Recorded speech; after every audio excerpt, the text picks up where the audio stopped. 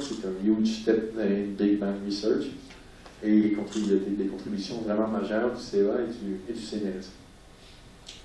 Et ce qui a été aussi remarqué, c'est intéressant en tout cas de garder en tête que c'est la prise, disons, le pouvoir de l'Europe, disons, sur la physique des particules qui est marquée par l'avènement du LHC. Le LHC est conçu donc pour faire des collisions proton-proton.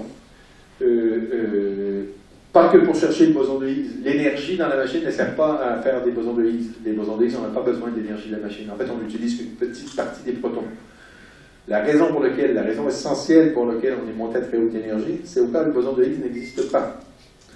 Je vous ai dit qu'on ne peut pas se passer de résoudre la question de l'origine de la masse, soit le champ de Higgs, soit autre chose.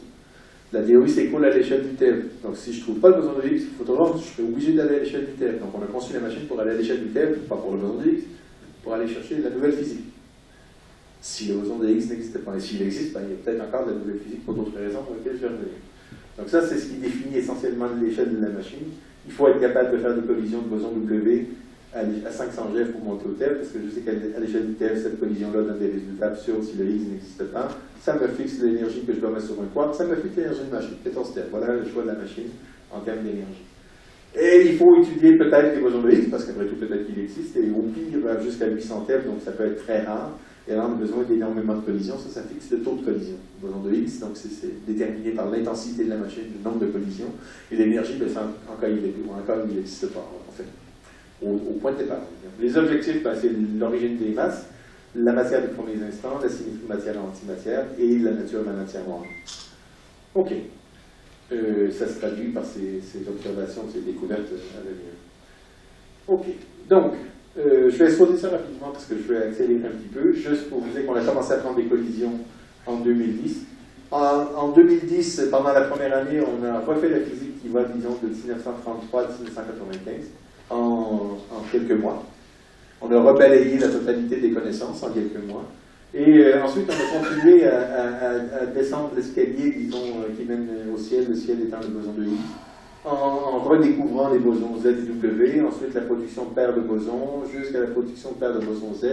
Et quand on est rendu là, nous, physiciens au LHC, quand on a observé la paire de bosons Z, on sait que la prochaine étape, la prochaine marche, si elle existe, c'est le boson de Higgs. Donc on était dans ces conditions-là déjà à la fin des données, au milieu de l'année 2011, à la fin de l'année 2011, les gens commençaient à avoir les premières bribes. Et ça s'est fait, tout ça s'est fait dès la première année. On a réexploré ce qui avait été exploré au collisionneur Tevatron-Fermilab en 20 ans, en un peu moins qu'un an. OK, donc je reviens maintenant à l'essentiel. J'ai une machine, j'ai des détecteurs, je suis capable de détecter des collisions, des feux d'artifice avec certaines de ces collisions-là, peut-être des topologies d'événements particulières que je reconnaîtrais comme la production de bosons de Higgs, si le boson de Higgs existe. Je vous ai dit que j'ai besoin d'une structure en plus du modèle standard pour que la théorie puisse fonctionner à l'échelle du TeV, que ce soit le Higgs ou autre chose. La théorie, en fait, la plus usitée et celle qui finalement est confirmée maintenant, c'est la brisure de symétrie par le mécanisme de Higgs. Donc je vais vous expliquer ça. Il y a un élément important. Je vous ai dit que les théories de jauge, la symétrie de jauge, c'est fondamental. C'est fondamental parce que c'est ce qui génère les interactions, c'est ce qui fait émerger les interactions. Il se trouve que quand j'écris une théorie de jauge, obligatoirement, les particules doivent être de masse nulle. Les bosons doivent être de masse nulle, les fermions doivent être de masse nulle. Donc je vous ai dit, j'ai besoin de faire quelque chose parce que sinon la théorie s'écroule, mais c'est encore pire que ça. Je n'ai pas le droit de mettre la masse à la main, en fait, dans la théorie. Je n'ai pas le droit de mettre la masse dans la théorie, normalement. Les bosons doivent être de masse nulle. C'est un problème parce que je veux les préserver, ces symétries de jauge. Et en fait, je vous ai parlé de champ. Il faut savoir qu'un électron, ce n'est pas l'objet fondamental dans la théorie. Dans la théorie, j'ai des électrons qu'on appelle des électrons droits, et j'ai des électrons qu'on appelle des électrons gauche. Ce sont ça les champs. J'ai un champ électron droit et j'ai un champ électron gauche. Nul, masse nulle. Ce sont les objets fondamentaux de la théorie, la réalité sous-jacente dont je vous parlais.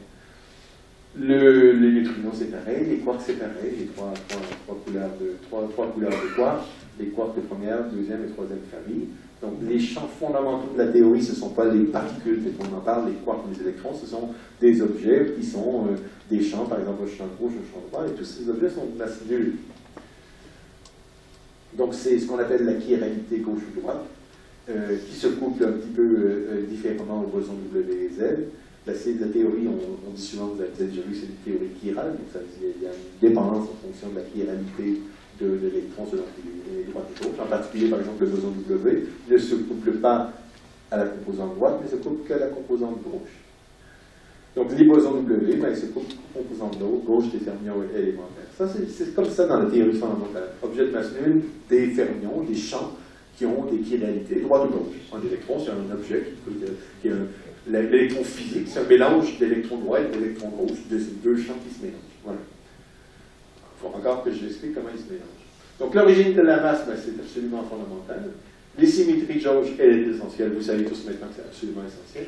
Ça implique des particules de masse nulle. Wow, ça c'est embêtant. Donc d'où vient la masse des bosons?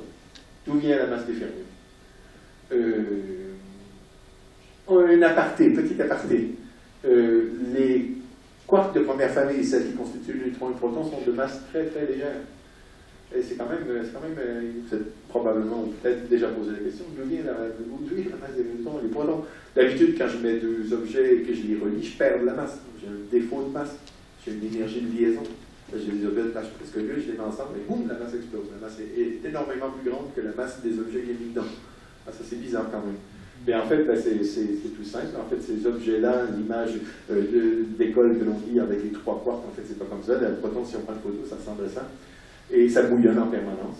Et en fait, à petite distance, les quarks et les gluons, ils sont presque libres. Je vous dis qu'il y avait de la liberté asymptotique. Et en fait, quand j'ai un quark, ben, il fait bouillonner le vide, et le vide, plus la distance augmente, plus l'interaction augmente, et c'est confiné. Et tout ça reste à peu près dans la taille d'un objet qu'on appelle le proton. Et voilà à quoi ça ressemble le proton.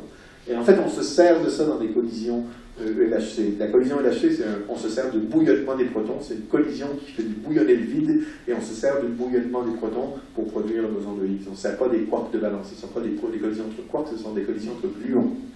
La vraie nature du LHC, c'est une machine à collision entre gluons qui se sert on fait bouillonner le vide, et en fait on fait croiser les protons dans un temps très court, et comme le temps est très très court, ça bouillonne beaucoup, et comme ça bouillonne beaucoup, il y a plein de gluons, et hop, on fait fusionner des gluons, et on produit des bosons de Higgs. C'est comme ça que ça fonctionne en réalité. Ben, donc l'essentiel de la masse de proton, ben, c'est les fluctuations quantiques du vide. C'est rien d'autre que les fluctuations quantiques du vide. L'essentiel de la masse de proton. D'ailleurs, si les quarks n'avaient pas de masse, la masse du proton ne change presque pas. Elle change un petit peu, mais presque pas. Ceci dit, il faut quand même que j'ai un quark pour commencer le truc. Et le quark physique, comme je vous l'ai dit, il n'est pas là au départ. J'ai un quark gauche, j'ai un quark droit. Il faut encore que j'ai créé mon quark. Mais dès que j'ai un quark, même s'il est presque de masse nulle, les protons et les neutrons, ils acquièrent la masse et ils existent à peu près. La masse du proton, l'essentiel de votre masse, à vous, qui est la masse des neutrons et des protons, c'est la faute à Einstein et c'est la faute à Heisenberg. Voilà. OK. Donc, la masse des particules. Ben, l'idée essentielle, maintenant, je vous ai dit que tout ça, c'est des champs. Ah, maintenant, l'idée, c'est est-ce qu'il n'y a pas d'autres champs?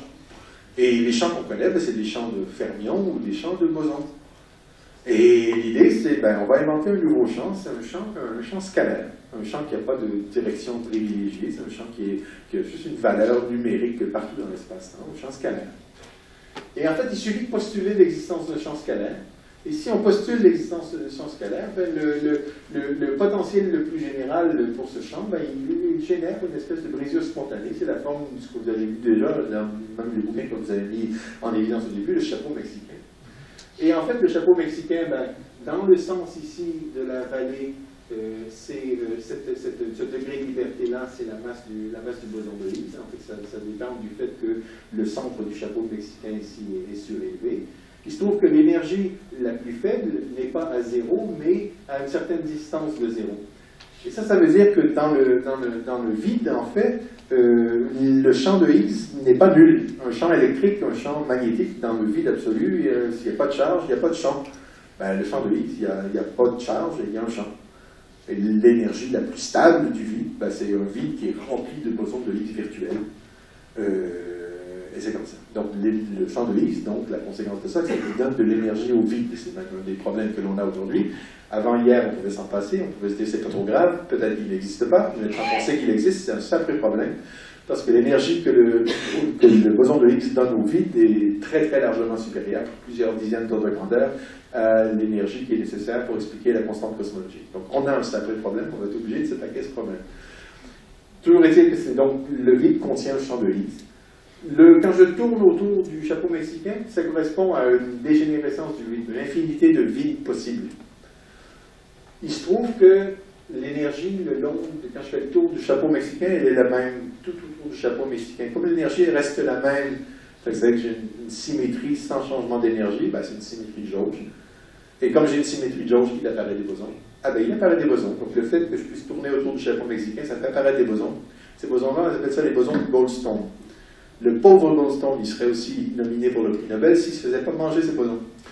Il se trouve en fait que cette composante, ce degré de liberté quand on tourne autour du chapeau mexicain, sont absorbés par le boson de la théorie faible, de la théorie du boson Z et W. Donc, bosons Z et W qui sont de masse nulle dans la théorie fondamentale, on est obligé par la symétrie de jauge, elles se mélangent à ce nouveau boson qu'on appelle le boson de Goldstone.